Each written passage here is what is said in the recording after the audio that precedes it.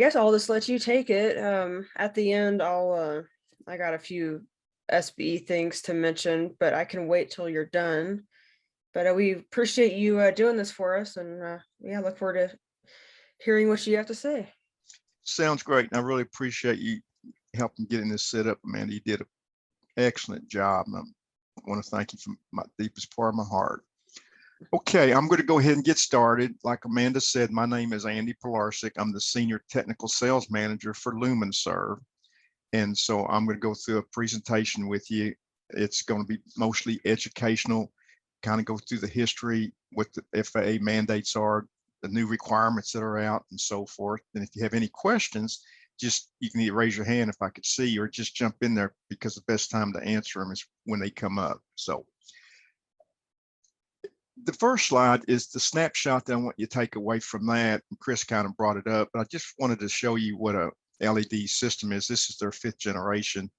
And I'll draw your attention to the base of the LED in the top. And what you can see, once I point it out, are the polished mirrors. Now those are polished mirrors, so that means all the light that's going out. The top one, you can see how it's pointing down, so it's going to force, when it bounces off the bottom one, it's going to show all that LED lighting to go from horizontal upwardly. So what it does is it eliminates light pollution. So if you put an LED system in that I'm talking about, then it's going to eliminate light pollution. And light pollution in this case is that, in fact, I had a meeting today with some people out in Arkansas where they did have close homes, farm homes, animals and so forth in close proximity. So what it does is it eliminates the light nuisance, so it's not strobing or flashing into people's homes and stuff, and it really works. So the topics are, I'm going to go over the FAA rules. The FAA has been changing the rules and compliances for tire lighting since 1975. Going to go over the technology, okay, how many, it's been around for quite some time right now, where we're at, where we're going with it. And then I'm going to go over tire lighting has a service, and you'll hear me refer to that acronym as TLAAS. And it's going to show you the paradigm shift on how things are managed now as a service for FAA type lighting systems. So like I mentioned to you, the FAA's pretty much been involved in this since 1972, where they did obstruction marking and lighting, and all those have canceled out. And they started off, and pretty much I'll focus your attention to, you know, the 1K, the 1L, and so forth. And that came into existence around 2016. And then the current one in 2020, and actually it was 2021, I think, because the current one, which is circular M, so it's the FAA form 7460, it'd be -1M. And what M did is updated any new LED lighting system that is installed must have IR on it, because military aircraft, emergency personnel, and so forth are flying with IR goggles. So moving forward, if you put a new LED system in, it must have the circular for M, which is IR. Okay. So the advisory circle, the biggest change of this is adding the IRs to it, like I mentioned to you, and so forth. And it gives you a little snapshot on how the FAA rates for tires, which is by tire lighting, and it defines the obstruction marking and lighting that's required by the FAA. Why infrared? Well, infrared, the wavelength of infrared, as you can see, you cannot see it with the naked eye. It's outside the human eye spectrum. So number one, you don't see it. And so it's going to give you more information, because when you're flying with what you have right now, which is the strobe type lighting, the incandescent type lighting, and so forth, you see the light strobing.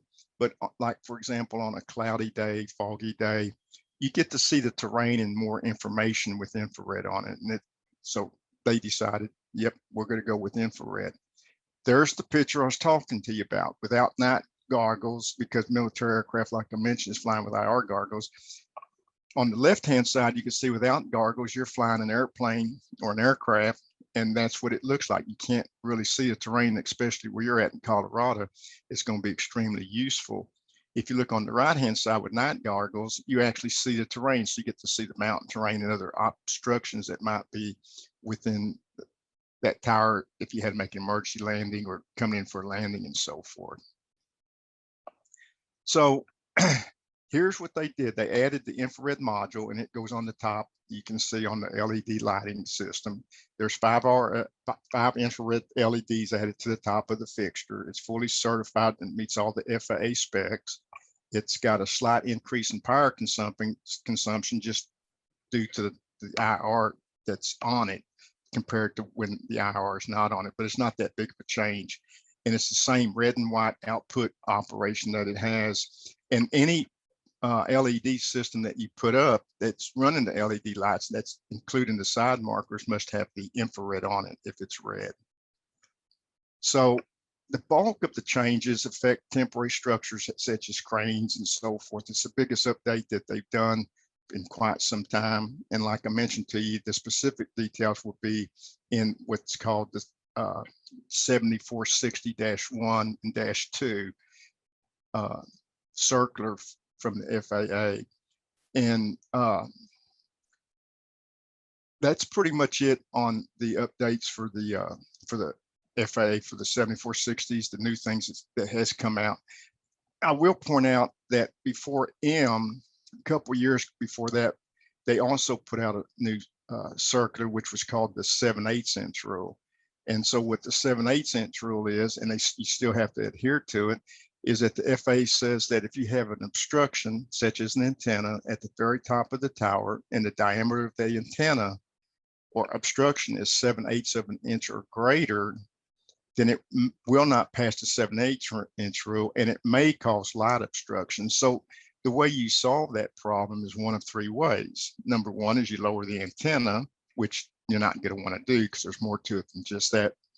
Or you can put a light extension on it as long as it's 6 feet or less, and that gets the light above the obstruction. Or you can put another strobe up there. So on those type of systems, when you look at the systems, if you had an A-type tower or an E-type tower, then they would become an A-type tower +1. So it'd be a +1 system. So an A1 tower would be an A1 +1, an E2 tower would be an E2 +1, and so forth. But you have to meet the new 7/8 inch rule. The other thing that you want to remember is the Avion that they put out in 2012, because they got rid of the steady red lights. Back before 2012, they had steady lights on it, and they found out that the migratory birds would fly into them and they would end up killing themselves. So they put the Avion out, which said that you cannot have steady burning red lights anymore. They have to be flashing red lights, and that helps from the migratory type birds flying into it.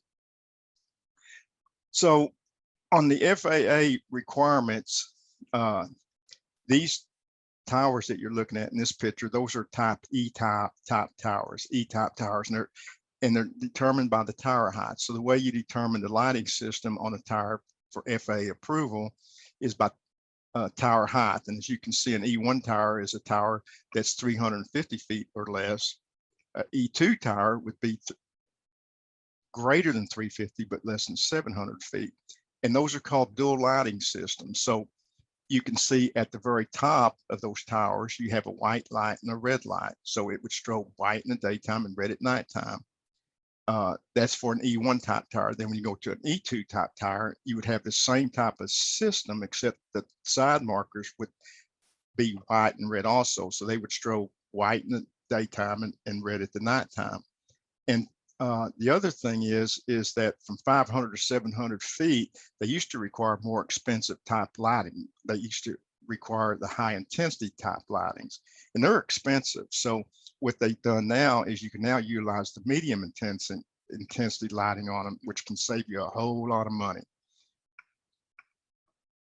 On the 7/8 inch rule that I was talking to you about, here's a graphical or a pictorial type representation of showing you what I call nested antennas. Those are cell type things. But what you can see is that it has obstructions that are obviously greater than 7/8 inch rule, but may cause light obstruction, like I mentioned to you. So what you have to do is you have to get that light above the lights. So the way you can do that is on something like that, it's not really that high. So you could possibly put a light extension on it, or you can do what they did. If you look at it, you'll see 2 strobes up there. So you have 2 strobes, and that eliminates the 7/8 rule from causing any type of structure and so forth.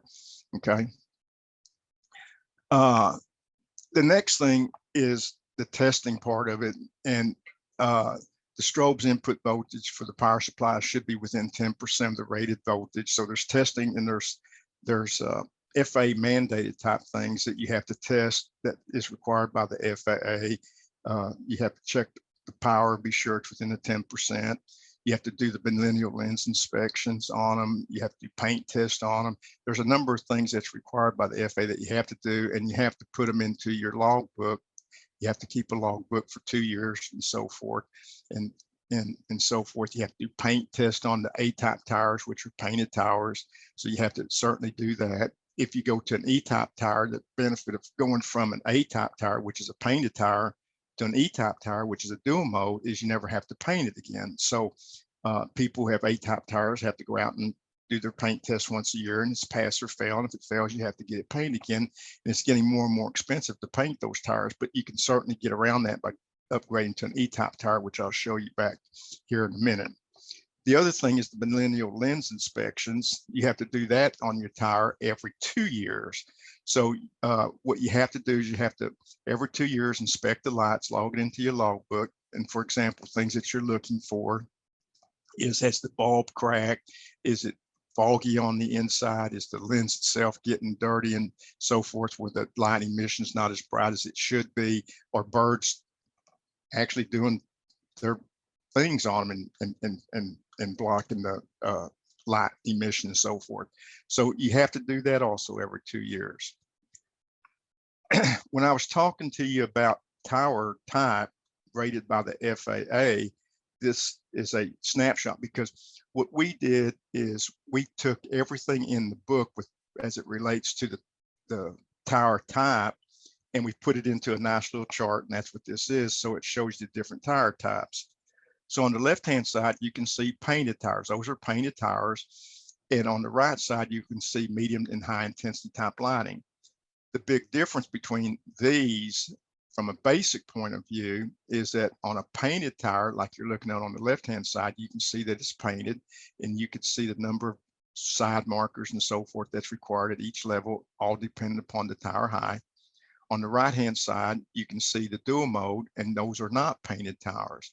So like I mentioned to you earlier, you can take these painted tires and then you can upgrade those to like an E-type tire. So let's give you an example. Let's say you have an A2 tower and it's a painted tire and it's 300 feet. Well, it's going to cost you $6,000, $7,000, maybe $8,000 to paint that tower. So since there's a cost associated with that, then you could upgrade it to an E-type tire, a dual mode tower, and you'll never have to paint again. I know I'm maybe overstressing that, but I think it's a great value add that they've done and that you can do, and you can certainly save a lot of money. Here's some of the key compliance items that we talked about with the FCC and the FAA on the regulations that's required. This is a compliance checklist. These are things that if the FAA did come out and wants to inspect the tire, there are certain things they're looking for, and this is some of the things they're looking for. They're going to look at your monitoring of the tire. You know, you have to sit down and every 24 hours log into your book that the status of the light, that it was working, and every 24 hours it's working. So you date stamp that and put it in your logbook. The FAA says if a NOTAM occurs, that means, let's say a light went out, that you have to respond to the FAA within 30 minutes of that outage. And so you have to open up a NOTAM on it and then get it fixed and then take it off NOTAM and so forth. You have to keep your daily monitoring log that I mentioned to you. You have to do your quarterly lighting inspections. Those are referred to as the QLI report.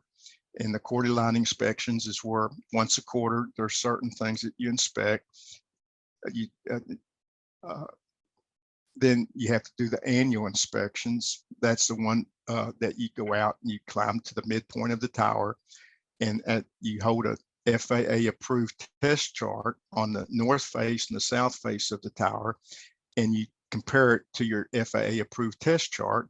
And if it passes, then you wait one more year. The following year, you do the same thing until one year you test it and it fails. And so therefore you have to paint it again.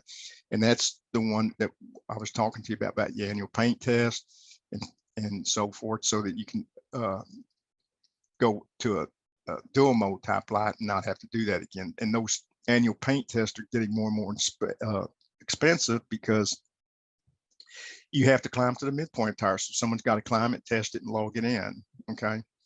That biannual lens inspection, that's the one that you do for every 2 years. Your compliance logs, keep on file for 2 years. You have to, so if you ever did get audited on your tower, they're going to pull your log book and they're going to look at 2 years worth of work and be sure that all that was compliant and so forth. And this is simply, I'll highlight, it's a guideline only. There's other things that need to be looked at and so forth. So under the LED lighting technology, this is the new technology that's come out, LED type lighting system. It's a proven technology. They used to, and in fact, most towers right now that are out there that have not been upgraded to LED are running incandescent type lighting. They're very power suckers. They draw about 600 watts apiece. They have a filament in it and so forth.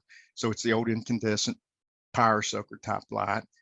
You have the Xeon that is a gas field, so it's ignited, the gas is ignited and it emits blue, and then it goes to the color that it needs to go to and so forth. Then you have the LED, which is a light emitting diode, okay, and it uses much less power. It could save up to 90%. That's what the specs show. In some cases, maybe 80%. There's a lot of variables around that. But at the end of the day, you're going to save a lot on your utility bill by going to LED. They run a lot warmer. They're a lot lighter and so forth. So this is just a snapshot of the generations of the different lighting. You can see on the left-hand side, starting at the bottom, you can see the, I call it old incandescent type lighting, but they're still in use. So this is what most tower owners have, is the LED type. And then you can see the generation and the evolution of the LED type lighting on the top, where you get all the way down to the bottom right-hand corner, which is pretty much what you have today with the LED. They become a lot smaller and a lot brighter. So I mentioned to you that the incandescent type lighting that you have right now, they're very high power consumption. They use a lot. They have a short life compared to the LED. They've got some soldering in there, and that can create some problems. The filaments can burn out. You can get broken electrodes. You know, it can get real cold out there and the wind is blowing, and just the vibration alone can cause some of those filaments to go out. The glass cracks on it rather easily. So going to an LED has a lot of advantages to it. The EMI and the RFI, that's electromagnetic interference, and the radio frequency interference is much less on the LED. And they have a poor optical control, which causes a lot of light pollution. So the way they've done them now is that it's a smaller light source. Okay, so it's not as big and heavy as the incandescent. Those incandescent bulk light fixtures can get 150 pounds plus, and so you've got added weight to your structure and so forth. And they don't have any filaments in them, so you don't have to worry about, you know, like a light bulb, the filament burns out. There's no corrodable contacts on it.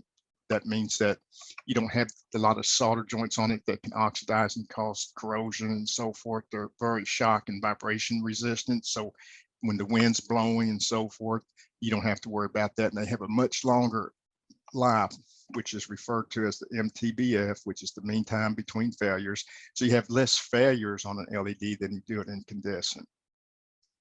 The next slide just kind of shows you the output over the evolution of the light, the LED type lighting from pretty much from 2000. You can see the luminous coming out compared to where it's at right now. And that chart just goes to 2014.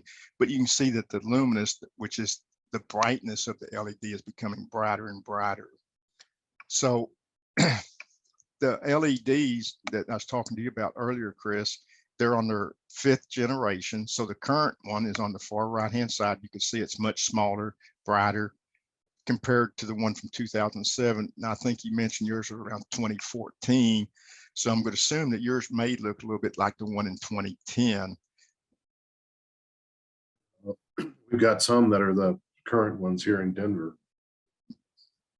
Okay, so that's just showing the evolution, much smaller, much lighter, much brighter, less power, and so forth. But the keynote takeaway from this is the evolution of the LEDs. You know, when LEDs, the light emitting diodes, first started coming out, trying to get real bright ones was not that easy as compared to this today. So you have a much better selection and so forth. The next slide doesn't mean anything. Under the light pollution, this is a graphical representation of the light pollution. So if you look at the dotted light, that's a system that I was talking to you about, which is dial light. And we use that. And you can see the dotted line, and you can see that if you're a person standing underneath the tower, if you measure off the distance that you are, the person is from the tower, you can see that that system, if you go out a mile, still you cannot see the light. So the light pollution has been minimized, whereas the other types of systems that are out there, they could go out to the 1 mile marker, for example, and they still hadn't begun to converge on where you can't see it. And when I was talking to you about the emission of the light, that's just a graphical representation of the LEDs, how all the light is being transmitted out horizontally and upwardly. You can see, and then the top one is the LED that you can see that's placed at the top. But the keynote on this is the light pollution, so that you're not going to get that light pollution if there's close homes within close proximity and so forth. So you can see that all that has gone away, and it's very useful and helpful to the environment. The next slide, it shows you the old Xeon type lighting, and you can see the new type lighting systems, and they're placed 180 degrees from each one of them. This is on the high intensity type lighting, and then those little silver things are the ice shields. So when ice falls, it certainly won't hit the LEDs and possibly break them and so forth.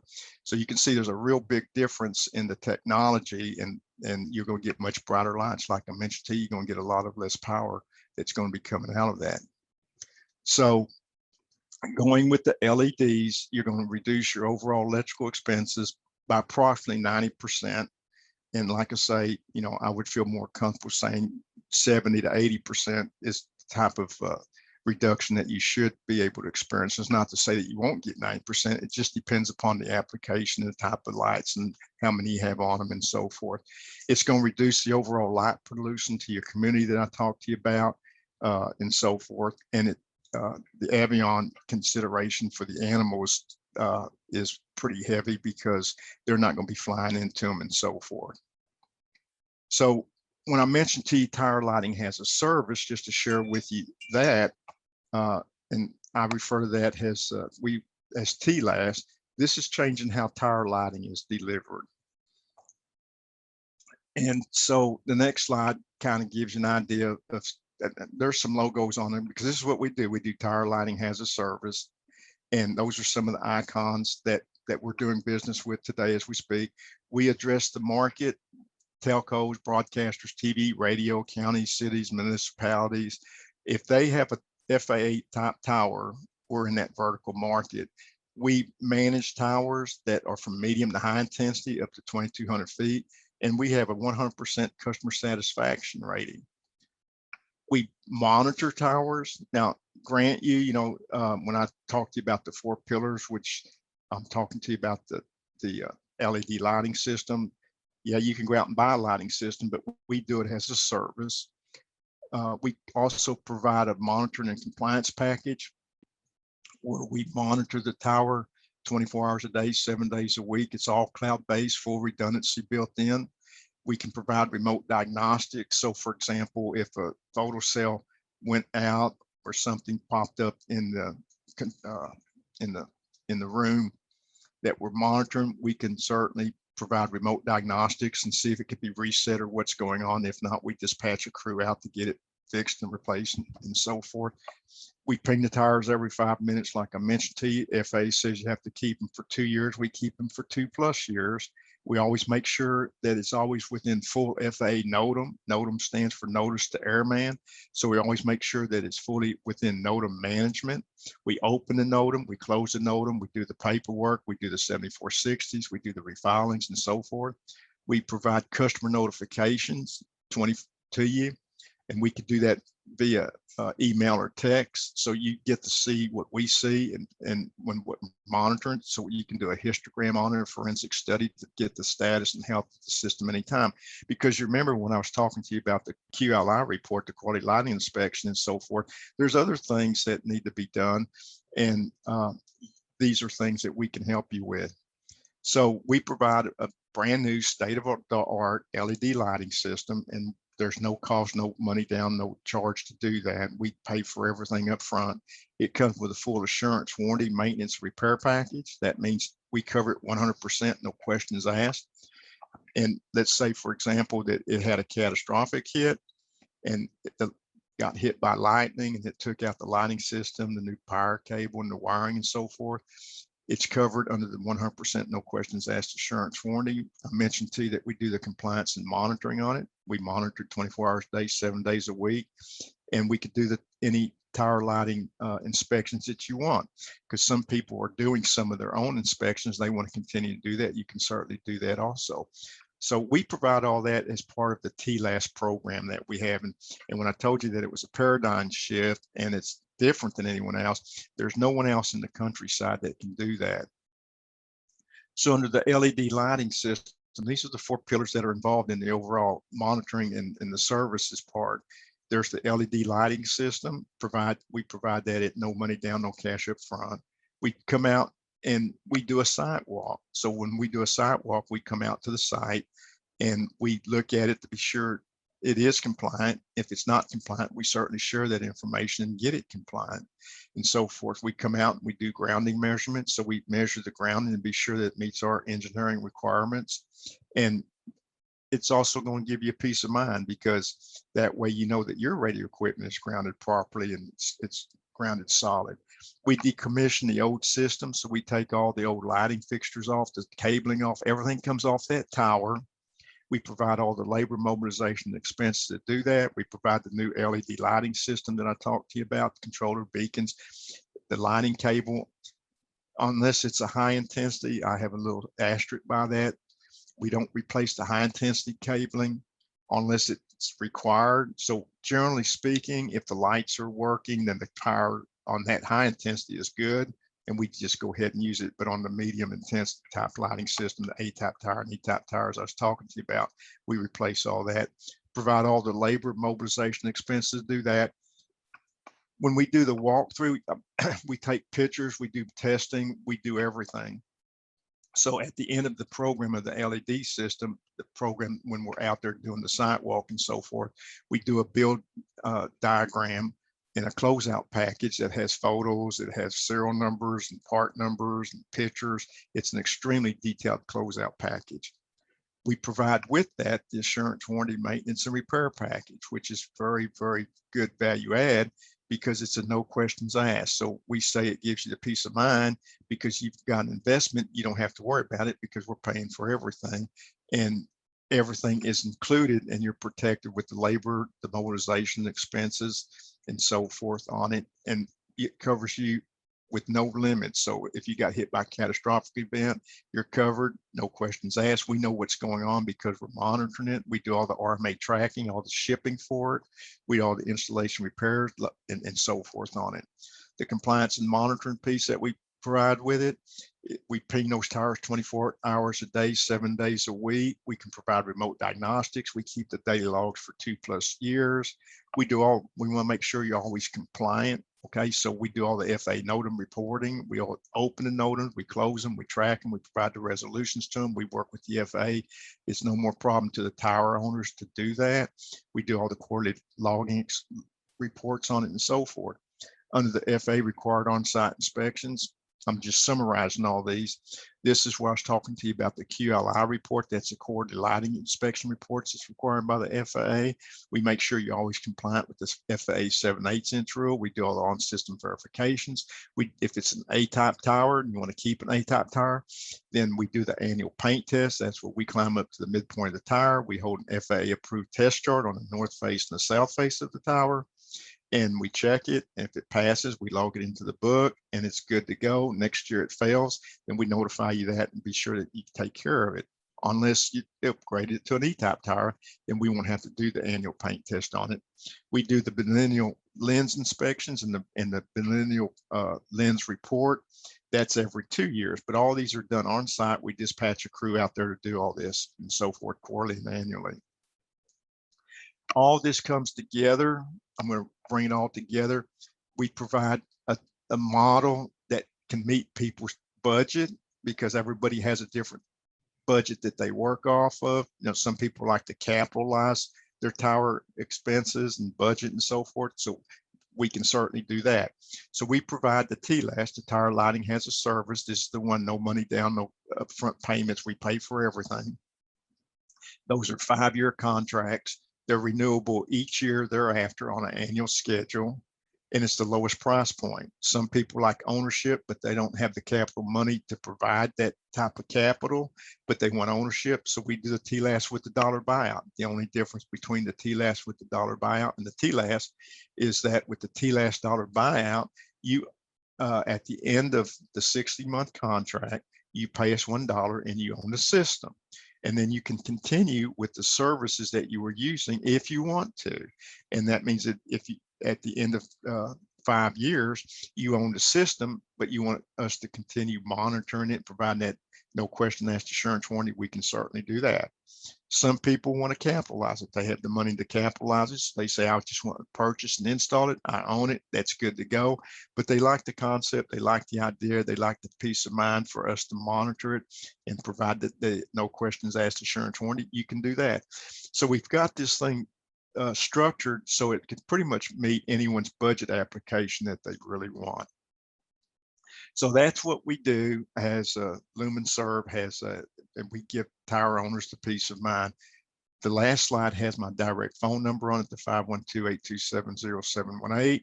It has my email address on it, and you could call me anytime you want. I'd be more than happy to present this to anyone, go over it with you and do whatever deems necessary. And we don't do, it's not a sales presentation. What we do is we educate people of what we do and how we do it, the FAA mandates, the requirements that are involved, and how to get things done. So that's what we do as LumenServe. Do I have any questions? I have a few questions there, if I might, Andy, and I'm trying to anticipate some that people watching this later might have. Are you hearing me okay? Yes, sir. You're good. You guys monitor these systems remotely.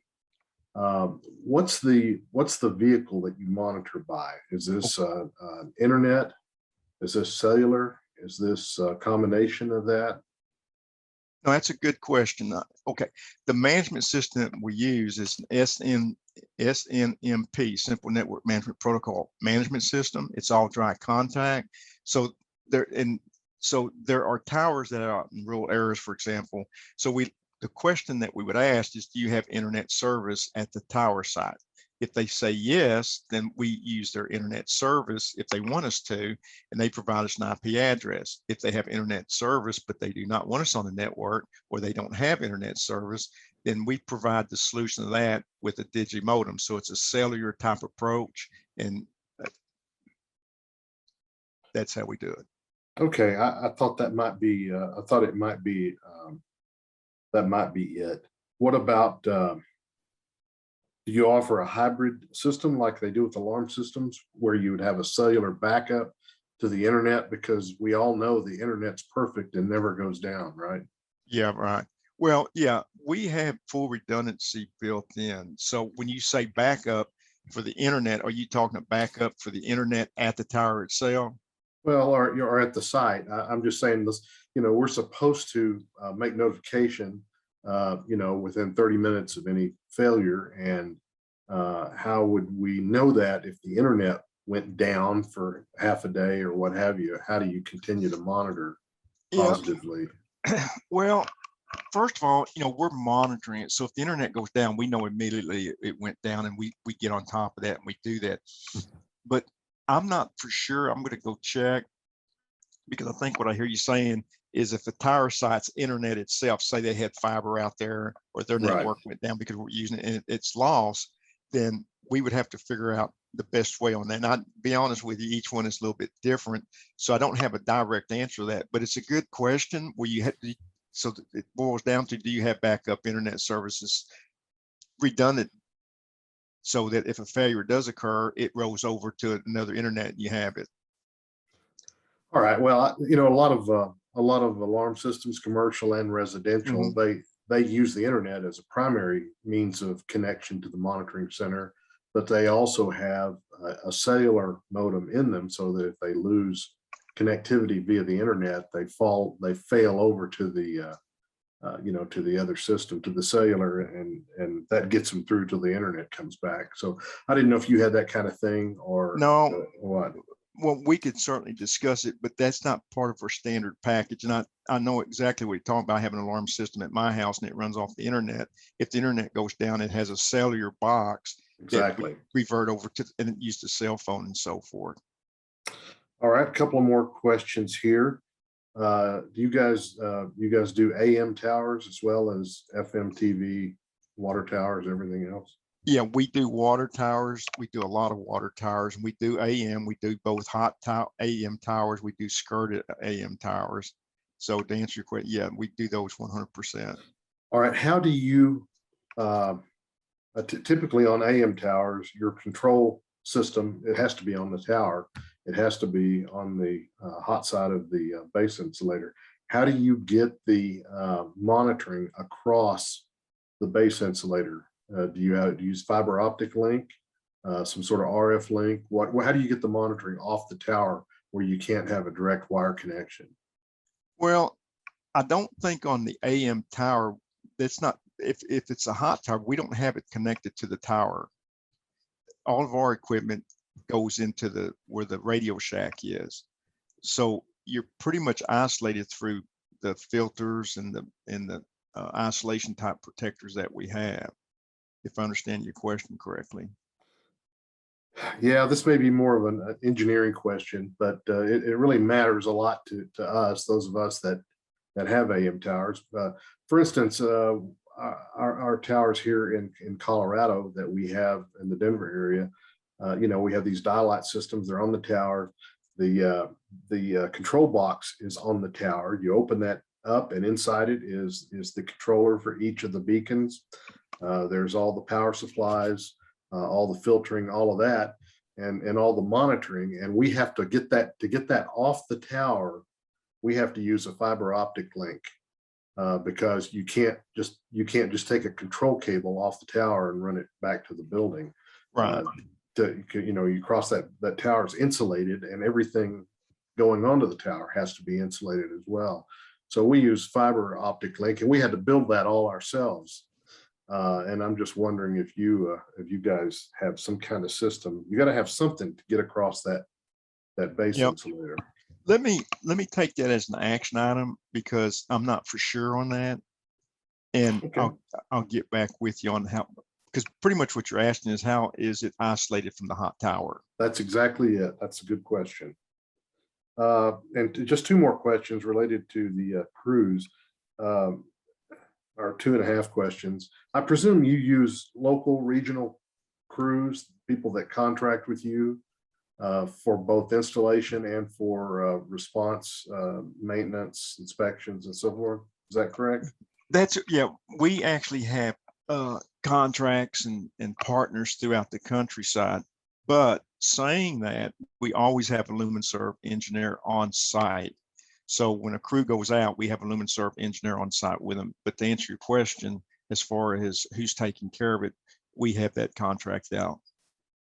And response time on those crews, do you require a certain response time from tower crews?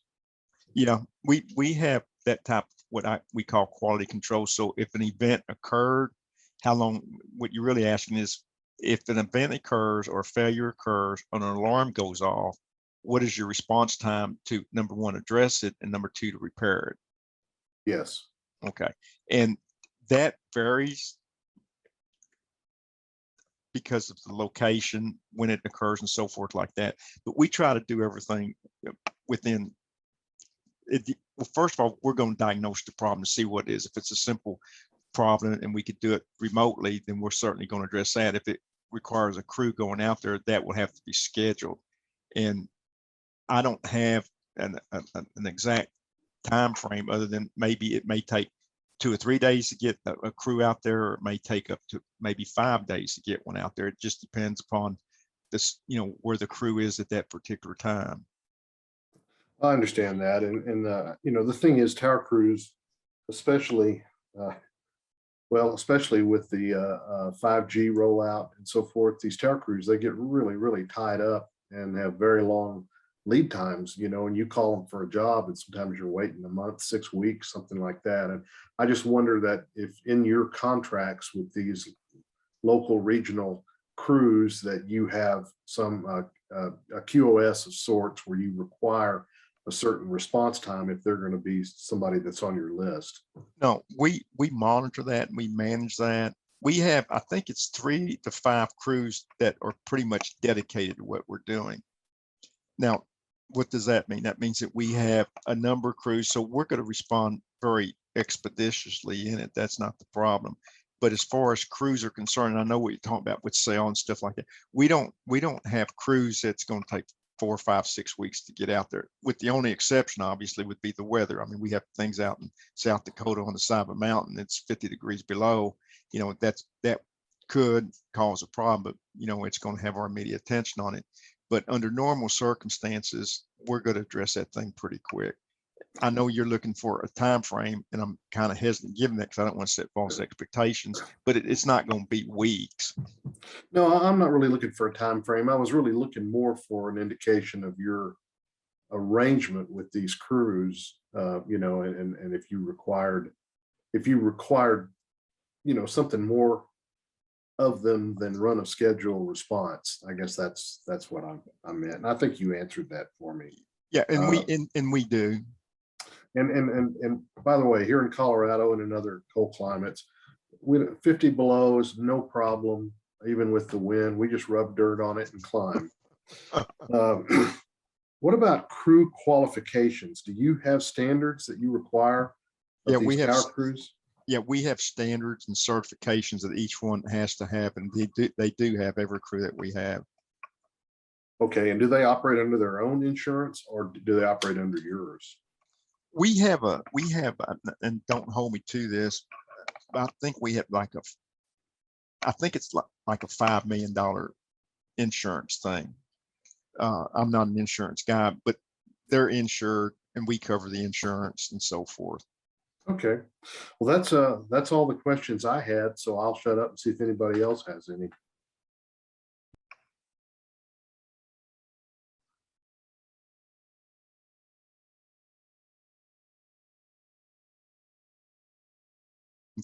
Amanda, do me a favor, send me Chris's phone number, because I want to dig a little bit deeper into the isolation of the system on an AM hot tower or a skirted tower. I want to get that answered a little bit better than what I gave.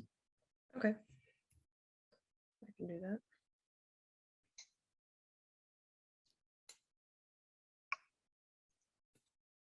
Does anybody else have any questions?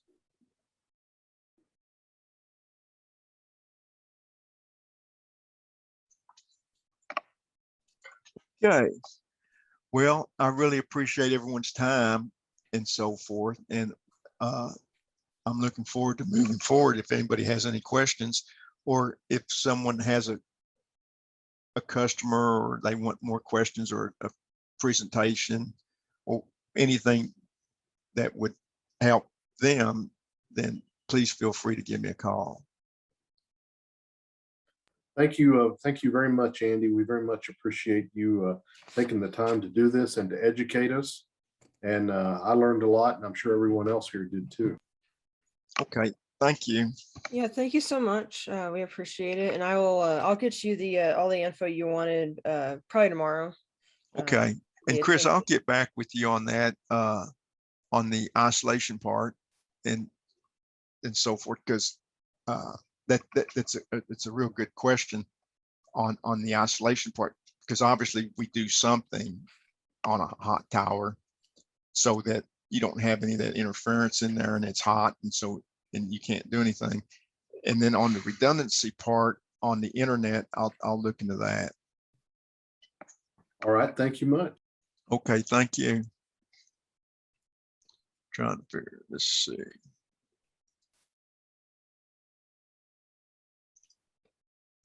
All right. Well, thank you so much, Andy. We appreciate it. And I'll get you that info. And obviously, I'll share the info with the group in case anybody has questions, if they think of something later. I have a few things of note here. Check out we recently redesigned our local chapter website, SMPTE-SBE48.org. Go check it out. And then some of our upcoming meetings, we'll have on the SMPTE side, a panel on Black Magic, and then the media workflow puzzle, which they will host. Man, you want me to go ahead and log out? No, you can stay on. I'm not going to be long. Okay. And then next month, let's see, this is March. In May, we'll have Innovonics, Ben Barber will do a presentation on their site streamer. And then check out the national website, SBE.org. They have plenty of webinars, educational material, and they got a whole bunch going on for the rest of the year. And then don't forget, membership drive is going on right now through May 31st. Get people that you work with to join. It's SBE has a lot to offer. You can go to the website and check it out. But you also get some nice prizes, and you might win a trip to what is it? Is it the national meeting this year? I think that's the grand prize. They'll bring you out there. But anyways, this meeting, I will probably post this tomorrow on our YouTube channel. Just search SMPTE-SBE48 to find us. And we look forward to seeing everybody next month.